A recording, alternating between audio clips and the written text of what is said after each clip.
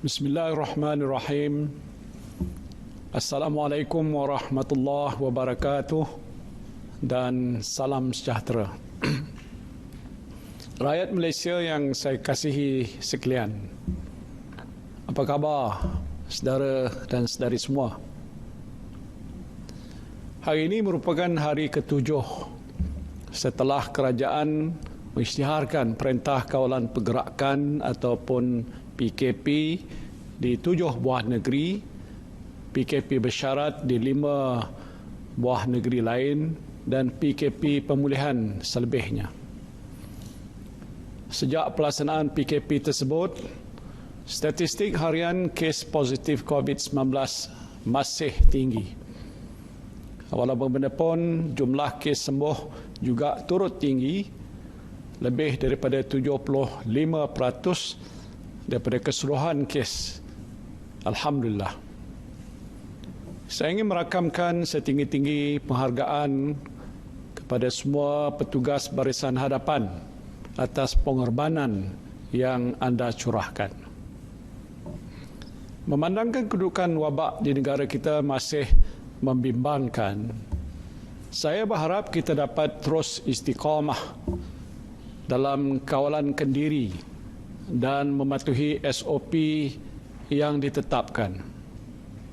Sememangnya dengan pelaksanaan PKP, aktiviti ekonomi harian akan terjejas, terutama sekali perniagaan dan perusahaan kecil tempatan. Namun berbeza dengan pelaksanaan PKP yang terdahulu, pada kali ini kita membenarkan lebih banyak aktiviti ekonomi untuk terus beroperasi, khususnya di 5 sektor ekonomi perlu, iaitu penghilangan dan pembuatan, pembinaan, perkhidmatan, perdagangan dan pengedaran serta peladangan dan komoditi. Langkah ini memastikan kelancaran perbekalan keperluan asas harian, perdagangan antarabangsa dan rantaian bekalan pada industri, infrastruktur kritikal dan juga kerja-kerja kecemasan tidak terjejas. Rakyat Malaysia yang dikasihi, semenjak bermulanya penularan wabak COVID-19 awal tahun lepas, kerajaan telah melaksanakan 4 pakej ransangan ekonomi yang bernilai 305 bilion ringgit atau lebih 20% daripada KDNK negara bagi membantu rakyat dan perniagaan dan juga melindungi ekonomi kita. Pakej-pakej ransangan ekonomi ini telah melibatkan 55 bilion ringgit suntikan fiskal oleh kerajaan.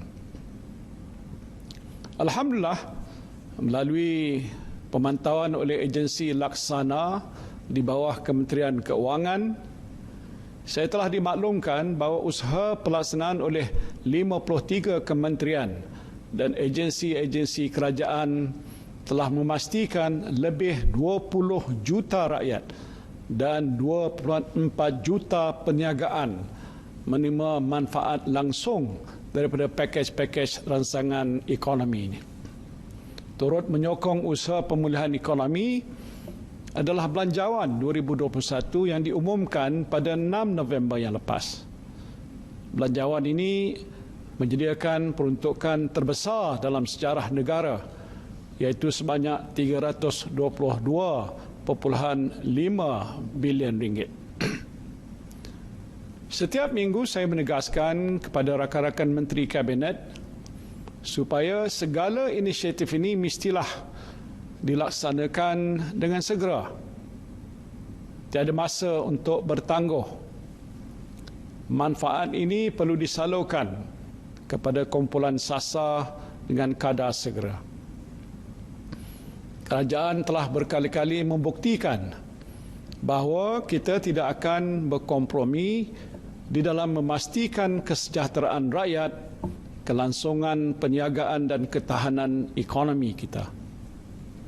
Maka sukacitalah saya ingin umumkan pada hari ini sebuah lagi pakej bantuan perlindungan ekonomi dan rakyat Malaysia atau secara ringkasnya PERMAI, PERMAI, PERMAI yang bernilai sebanyak 15 bilion ringgit. Secara amnya, pakej bantuan PERMAI ini menambah baik inisiatif sedia ada yang masih berterusan dan juga mempercepatkan pelaksanaan inisiatif yang berkaitan. Sebanyak 22 inisiatif akan dilaksanakan di bawah PERMAI yang berteraskan kepada 3 matlamat utama, iaitu pertama, memerangi wabak COVID-19, kedua, memelihara kebajikan rakyat, dan ketiga, menyokong kelangsungan perniagaan. Di bawah matlamat pertama untuk memerangi wabak COVID-19, kerajaan telah menyediakan dana tambahan sebanyak 1 bilion ringgit, merangkumi hampir 800 juta ringgit kepada Kementerian Kesihatan dan selebihnya kepada Majlis Keselamatan Negara dan juga agensi-agensi lain yang terlibat. Penyediaan peruntukan ini menumpukan kepada bekalan antaranya tambahan reagen dan kit saringan serta peralatan PPE terutamanya kepada petugas kesihatan. Sukacita saya mengumumkan bahawa perancangan program vaksinasi kita adalah on track. Kerajaan telah menandatangani 3 perjanjian dengan syarikat pengeluar vaksin dan dijangka menerima bekalan vaksin yang pertama pada penghujung bulan Februari nanti. Melalui jawatankuasa khas jaminan akses bekalan vaksin COVID-19 yang telah ditubuhkan, kerajaan akan memastikan ketelusan perolehan vaksin dan program imunisasi kebangsaan akan diberikan perhatian utama. Sebanyak 3 bilion ringgit telah diperuntukkan khusus bagi perolehan ini. Bagi penetapan mereka yang akan menerima vaksin ini kelak, dalam sedikit masa lagi, garis panduan dan kaedah penentuan bagi individu yang perlu mengambil vaksin ini akan dihebahkan. Realistiknya, program vaksinasi ini dijangka berjalan secara berperingkat sehinggalah tempoh keseluruhannya selama 12 bulan. Ini bermakna kumpulan pertama yang dijangka menerima vaksin ini adalah pada awal Mac dan dapat meliputi lebih daripada 80% atau hampir 27 juta penduduk Malaysia menjelang suku pertama tahun 2022. Saya juga ingin berkongsi bahawa Jawatankuasa Muzakarah Majlis Kebangsaan bagi Hal Ehwal Ugama Islam telah memutuskan hukum penggunaan vaksin COVID-19 adalah harus dan wajib diambil oleh golongan yang ditetapkan, menentukan kemaslahatan komuniti bagi melindungi manusia daripada dijangkiti penyakit berbahaya bukanlah perkara asing dalam perspektif syarak. Dalam usaha untuk memerangi wabak COVID-19, seramai 8,000 petugas kesihatan tambahan untuk Kementerian Kesihatan telah diluluskan pada tahun lepas. Mengambil kira situasi semasa, kerajaan akan menambah lebih daripada 3,500 anggota kesihatan yang mula bertugas pada hujung bulan ini dengan peruntukan tambahan 150 juta ringgit. Ini terdiri daripada penolong pegawai perubatan, paramedik, juruteknologi, makmal dan jururawat. Saya memberikan jaminan sekiranya terdapat keperluan akan datang dan bagi menggerakkan program imunisasi kelak, kerajaan bersedia untuk menambah pengambilan baru.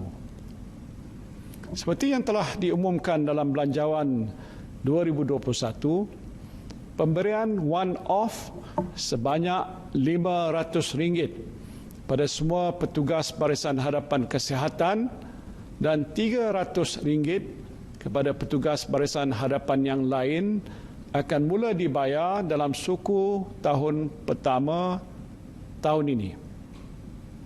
Manakala bayaran bulanan sedia ada yang diterima sebanyak RM600 oleh petugas Barisan Hadapan Kesihatan dan RM200 oleh petugas Barisan Hadapan yang lain akan tetap diteruskan sehingga wabak COVID-19 ini berakhir.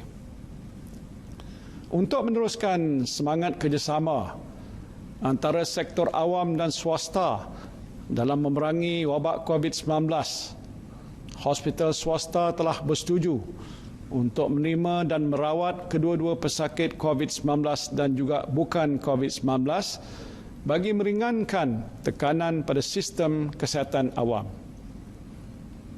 Kerajaan akan memperuntukkan RM100 juta bagi tujuan ini. Saya juga memahami kerisauan rakyat mengenai jangkitan COVID-19 dalam kalangan pekerja asing, terutamanya mereka yang bekerja di tapak pembinaan dan kilang. Dengan itu, SOP bagi pembinaan bangunan semasa PKP mensyaratkan syarikat menyediakan penginapan lengkap dan menghadkan pekerjanya ke tapak pembinaan. Selaras itu, majikan disarankan untuk memperketatkan amalan SOP, menambah baik penginapan dan kawalan pergerakan pekerja asing serta meningkatkan saringan bagi menyokong usaha membendung penularan COVID-19. Selain itu, Perkeso juga turut terlibat dalam pelaksanaan program ujian saringan COVID-19 ke atas pekerja asing yang berdaftar. Kos saringan akan ditanggung sepenuhnya oleh Perkeso di zon-zon merah bagi mengenal pasti kluster COVID-19 di tempat kerja. Dari 1 Disember 2020 hingga 17 Januari 2021, bilangan pekerja asing yang telah menjalani ujian saringan adalah seramai 160,982 orang. Seterusnya, untuk menyokong lebih banyak individu membuat ujian saringan pengesanan COVID-19 secara bersendirian, skop pelepasan cukai bagi perbelanjaan pemeriksaan kesihatan penuh yang telah dinaikkan daripada RM500 kepada RM1,000 seperti diumumkan pada Belanjawan 2021 kini diperluaskan untuk meliputi bayaran ujian pengesanan COVID-19. Matlamat kedua pakej bantuan permai ialah meneruskan usaha bagi memastikan kelangsungan hidup rakyat berikutan pelaksanaan PKP, terutamanya golongan mudah terjejas dan pekerja yang bergantung kepada upah harian. Di bawah pakej Kita Prihatin yang diperkenalkan tahun lepas, bayaran fasa terakhir Bantuan Prihatin Nasional atau BPN 2.0 akan dipercepatkan, iaitu mulai 21 hari bulan Januari. Sejumlah 11.1 juta penerima akan mendapat bayaran sebanyak RM2.38 bilion. Bagi Bantuan Prihatin Rakyat atau BPR pula, bayaran fasa pertama akan melibatkan lebih daripada 8 juta penerima.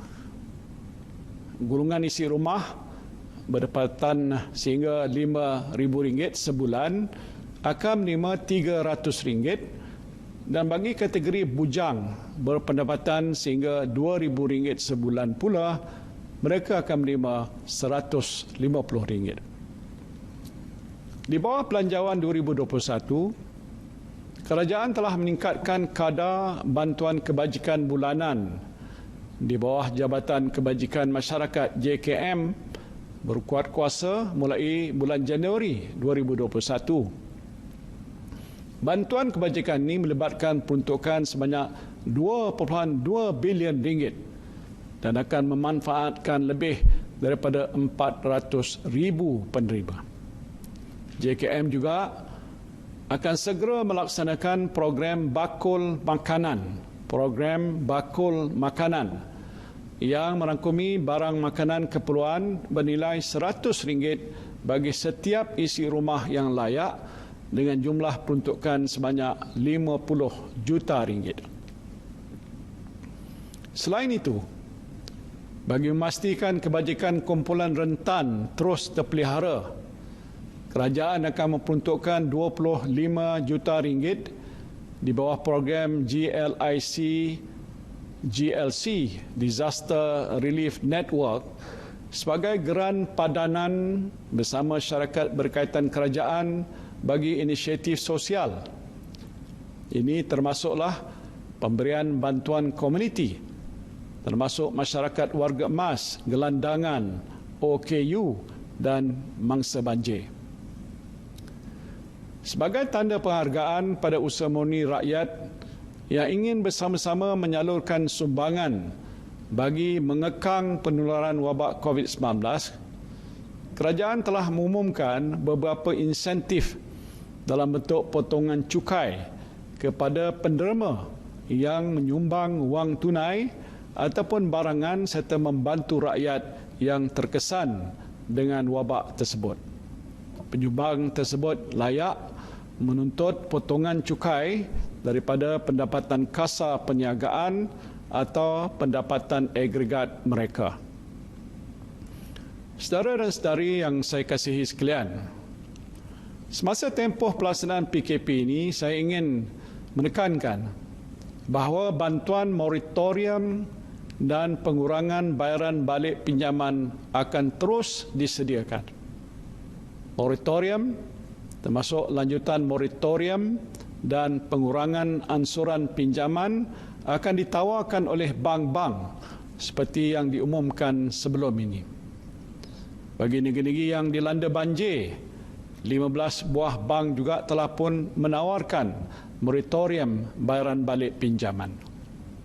Setakat ini lebih 1.3 juta peminjam telah memohon dan menerima bantuan pembayaran dengan kadar kelulusan sebanyak 95% bagi peminjam individu dan 99% bagi peminjam PKS. Dan ini membuktikan bahawa rakyat tidak perlu bimbang untuk menghubungi bank jika mereka memerlukan fleksibiliti pembayaran. Bagi peminjam yang menghadapi kesukaran berurusan dengan bank mereka, Bank Negara Malaysia serta Agensi Kaunseling dan Pengurusan Kredit atau AKPK bersedia untuk membantu dan memberikan khidmat nasihat kepada anda melalui telefon ataupun secara dalam talian. Untuk makluman semua, kemudahan iSinar telah dibuka pada semua ahli KWSP yang terjejas pendapatan akibat COVID-19 bermula 21 Disember yang lepas. Setakat 13 Januari, lebih 3 juta permohonan telah diluluskan dengan jumlah 24 bilion ringgit akan disalurkan pada tahun ini.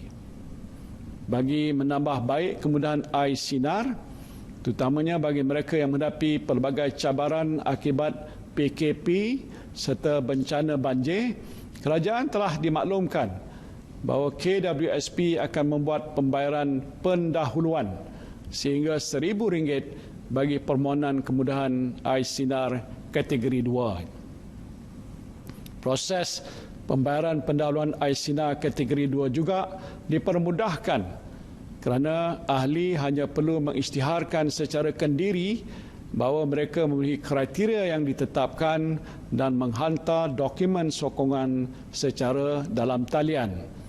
Kerajaan juga telah meminta KWSP memudahkan proses pembayaran pendahuluan ini yang akan dibuat mulai 26 Januari dan maklumat lanjut akan diumumkan oleh KWSP dalam masa terdekat.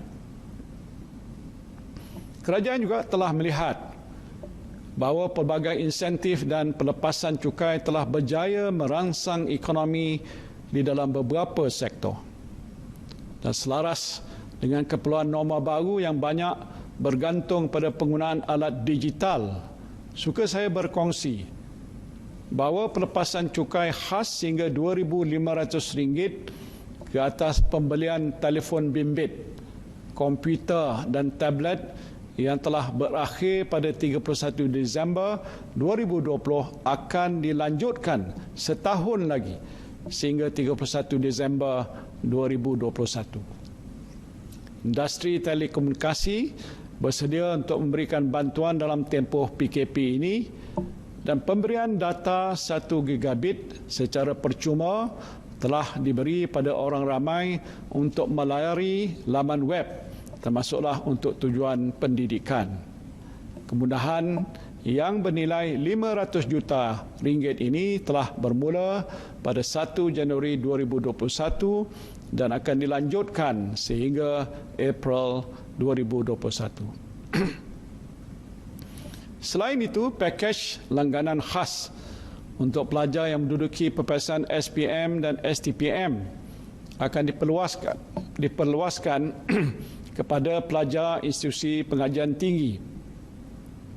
Pakej ini juga akan disediakan sehingga hujung April 2021.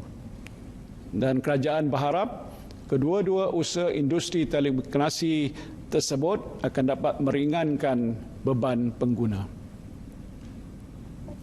Bagi merancakkan semula jualan kenderaan penumpang yang terjejas akibat daripada wabak COVID-19 sebagai sebahagian daripada inisiatif pakej penjana, kerajaan telah mengumumkan pengecualian cukai jualan ke atas kenderaan penumpang jenis pemasangan tempatan dan import siap sehingga 31 Disember 2020. Kerajaan telah mengumumkan pelanjutan pengecualian ini sehingga 30 Jun 2021.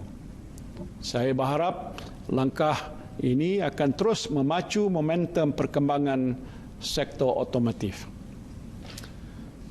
Bagi peminjam PT-PTN pula yang terjejas akibat wabak COVID-19 dan bencana banjir, mereka boleh memohon moratorium bayaran balik pinjaman PT-PTN selama 3 bulan. Permohonan penangguhan boleh dibuat sehingga 31 Mac 2021. Saudara-saudari rakyat Malaysia yang dikasihi, bagi matlamat ketiga iaitu menyokong kelangsungan perniagaan, kerajaan memahami sepanjang tempoh PKP semua jenis perniagaan menghadapi pelbagai cabaran, termasuk kesukaran dalam menguruskan aliran tunai, perbelanjaan utiliti dan sewa premis. Sehubungan itu, kerajaan akan berusaha untuk mengurangkan beban yang ditanggung oleh sektor perniagaan menerusi beberapa langkah. Kerajaan mendapat maklum balas antara inisiatif yang telah disambut baik oleh pekerja dan majikan adalah program subsidi upah. Sukacita kerajaan mengumumkan program subsidi upah 3.0 di bawah Perkeso akan ditambah baik, di mana semua majikan yang beroperasi dalam PKP layak untuk memohon tanpa mengira sektornya. Dan untuk tempoh 1 bulan, majikan yang layak akan menerima subsidi upah berjumlah RM600 bagi setiap pekerja mereka yang bergaji kurang daripada RM4,000. Dan selain itu, had 200 pekerja bagi setiap permohonan akan ditingkatkan kepada 500 pekerja. Inisiatif ini melibatkan peruntukan tambahan sebanyak RM1 bilion yang dianggar akan memanfaatkan 250,000 majikan yang menggaji lebih daripada 2.6 juta pekerja. Bagi mereka yang kehilangan pekerjaan dalam tempoh pelaksanaan PKP, kerajaan bersetuju untuk melonggarkan syarat permohonan bagi program Sistem Insurans Pekerjaan atau SIP Prihatin. Pekerja yang tidak memenuhi caruman minimum ataupun tidak dilanjutkan kontrak perkhidmatan setelah pembaharuan dibuat sekurang-kurangnya 3 kali, sekarang dibenarkan untuk memohon bantuan keuangan SIP prihatin sebanyak 30% daripada gaji mereka selama 3 bulan. Kerajaan menghargai sumbangan delivery riders yang menjadi barisan sokongan dalam penghantaran barangan dan makanan semasa tempoh kawalan pergerakan. Dan sumbangan itu sejumlah 24 juta ringgit telah diperuntukkan oleh kerajaan bagi membiayai caruman penuh mereka ini di bawah skim keselamatan sosial pekerjaan sendiri Perkeso. Setakat ini hampir 32,000 permohonan daripada delivery riders telah diterima untuk perlindungan skim berkenaan. Semasa Belanjawan 2021, kerajaan telah pun mengumumkan bantuan kewangan sebanyak RM1,000 melalui geran khas prihatin tambahan ataupun JKP tambahan yang diberikan pada peniaga dan penjaja di Sabah. Sehubungan itu, sukacita ingin saya maklumkan bahawa kerajaan akan memperluaskan bantuan JKP tambahan ini kepada 500,000 PKS di 7 negeri PKP dengan bayaran RM1,000, manakala 300,000 PKS di negeri yang lain akan menerima RM500. Perluasan inisiatif JKP tambahan ini atau JKP Permai melibatkan peruntukan tambahan sebanyak RM650 juta. Namun demikian, sekiranya terdapat negeri-negeri yang berubah menjadi zon merah dan diisytiharkan PKP, kerajaan sedia membantu dengan menyalurkan bantuan tambahan kepada PKS di negeri tersebut dengan serta-merta. Bagi meringankan beban khususnya pemandu teksi dan bas, kerajaan bersetuju untuk menyediakan bantuan kewangan one-off sebanyak RM500 kepada 14,000 pemandu pelancong serta 118,000 pemandu teksi, bas sekolah, bas persiaran, kereta sewa dan e-hailing dengan peruntukan tambahan sebanyak RM66 juta. Selain itu, kerajaan kini memberikan layanan pengecualian duty excise dan cukai jualan bagi tujuan pindah milik, pelupusan dan kegunaan persediaan teksi dengan syarat kenderaan dimiliki selama 7 tahun. Sukacita dimaklumkan bahawa syarat ini dilonggarkan kepada 5 tahun mulai 1 Januari hingga 31 Disember 2021. Bagi membantu aliran tunai perusahaan mikro dan PKS, kerajaan akan mempercepatkan pelaksanaan skim-skim mikrokredit seperti mana yang pernah diumumkan sebelum ini.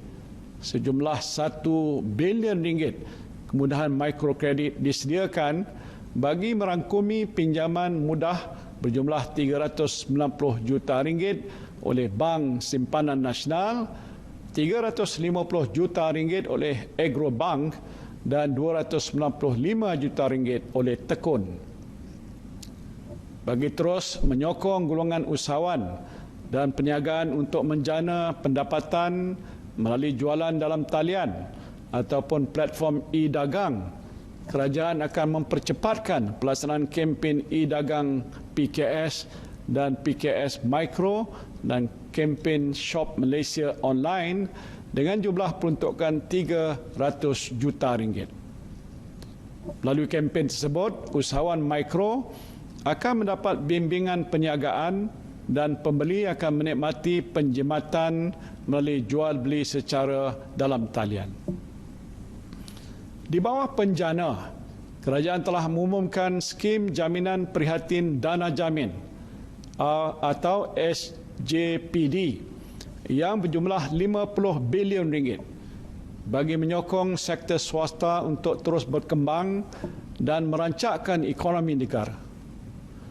Sebagai langkah penambahbaikan, kerajaan akan pertamanya meningkatkan pembiayaan maksimum daripada RM500 juta kepada RM1 bilion.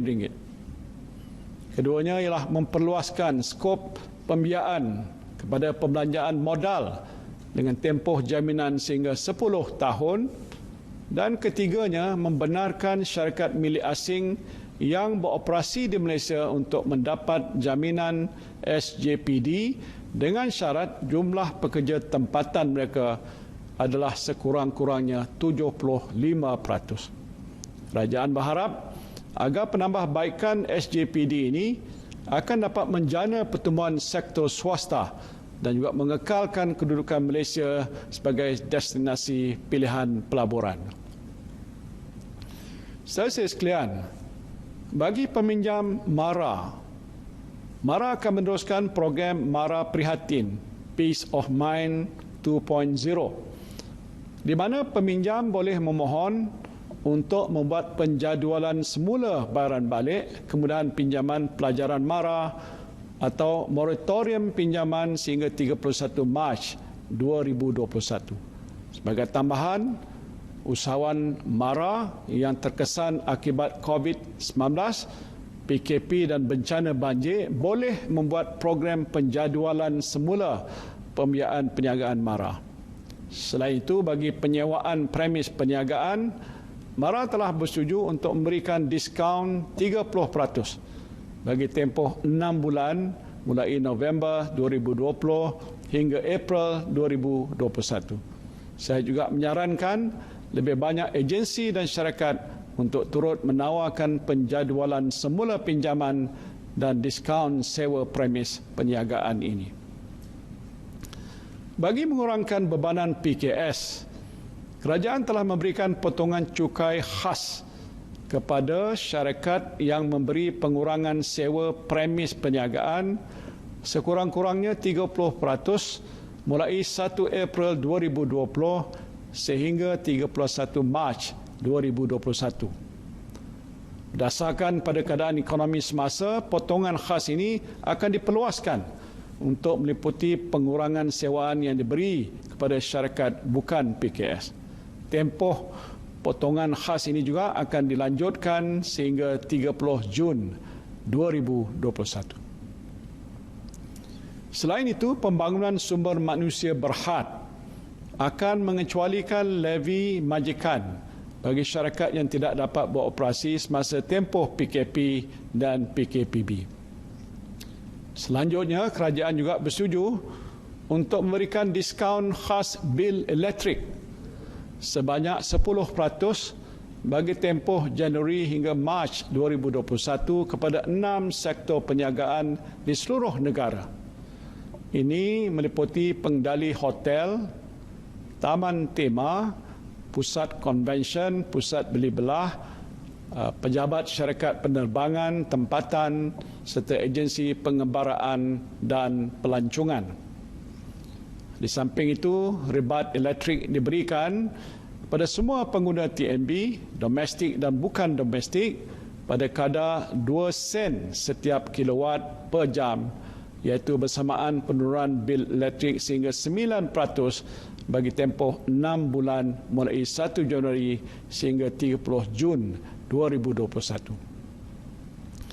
Syarikat jaminan pinjaman perniagaan akan memperkenalkan skim rehabilitasi sewa beli bas dan teksi.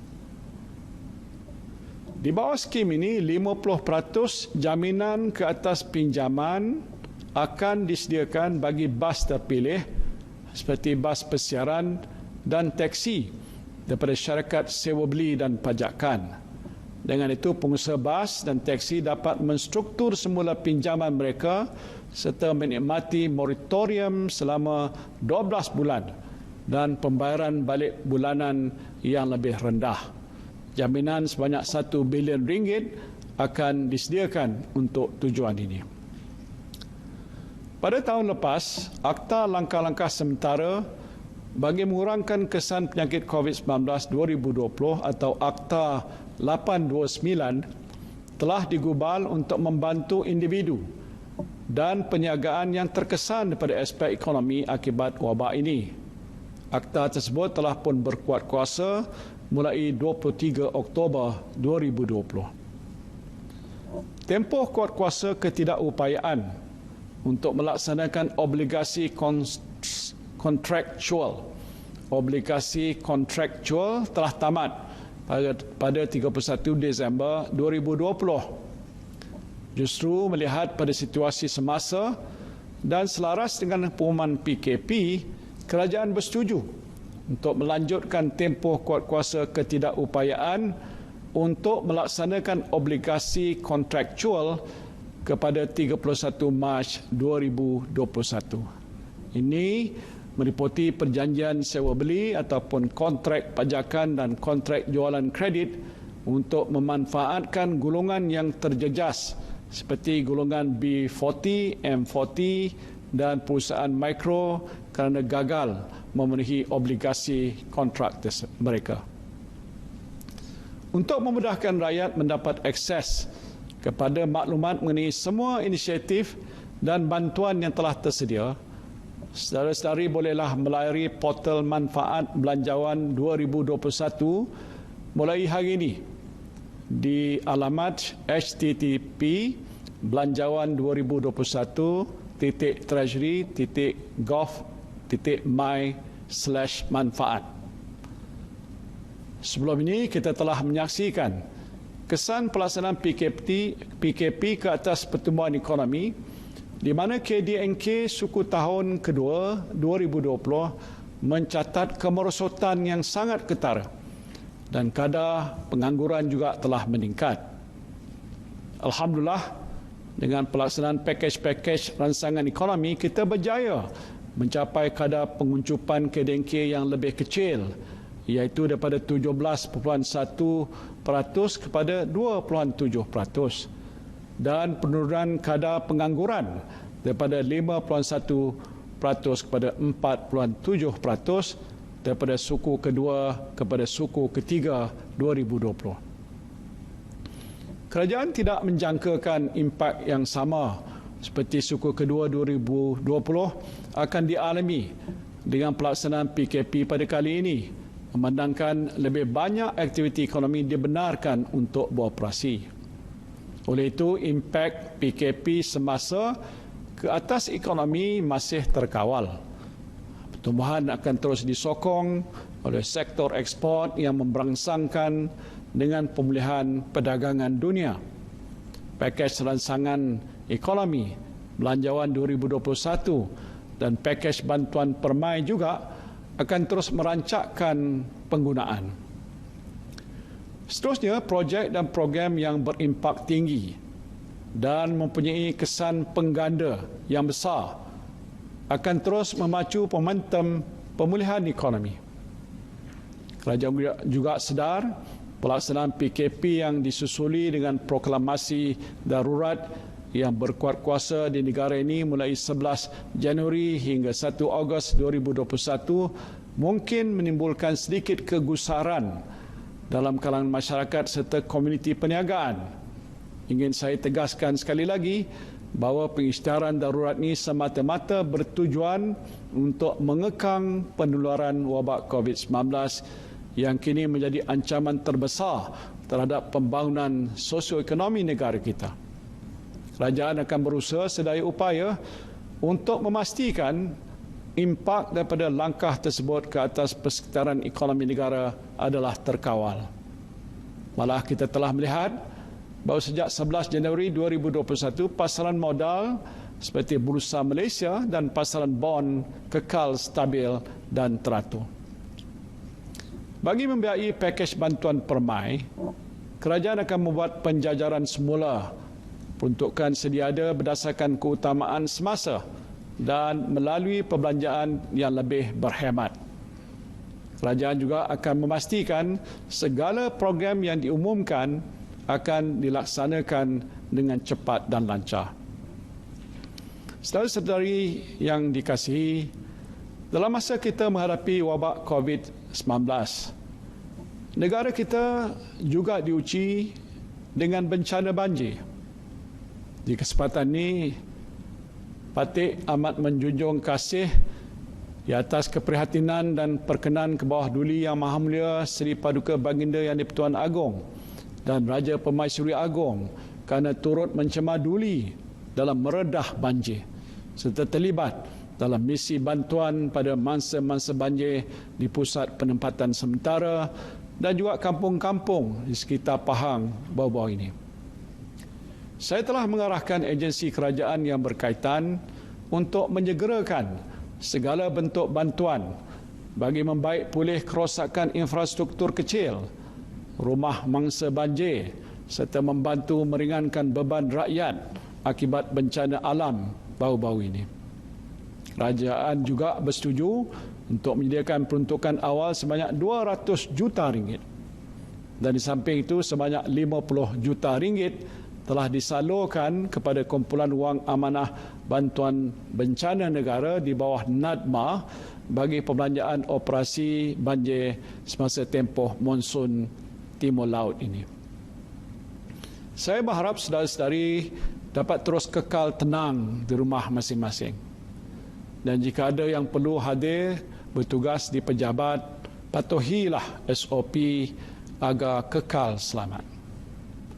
Buat seluruh rakyat Malaysia, saya ingin merakamkan setinggi-tinggi ucapan terima kasih kerana memahami dan terus menyokong usaha kerajaan ini. Juga tidak ketinggalan penghargaan saya pada semua pihak yang telah turut membantu menangani wabak COVID-19 dan bencana banjir. Ini termasuklah sektor korporat, pihak NGO dan sukarelawan yang tidak mengenal penat lelah berganding bahu dalam nak mendepani cabaran ini. Saya menaruh penuh kepercayaan walaupun kita menghadapi 1001 masalah, namun kita juga mampu mengilhamkan 101,001 penyelesaian. Sebagai insan, kita boleh terus merancang dan melakukan yang terbaik. Dan selebihnya, kita perlu berdoa dan bertawakal pada Tuhan Yang Maha Esa. Berkat ilham dan kudrat yang dikurniakan, kita semua mampu membentuk kehidupan yang lebih baik. I believe the resourcefulness, tenacity and resilience inherent in our true Malaysian spirit will serve us well in facing this great adversity. We will prevail, insyaAllah. Terima kasih. Wabillahi taufiq wal hidayah. Assalamualaikum warahmatullahi wabarakatuh.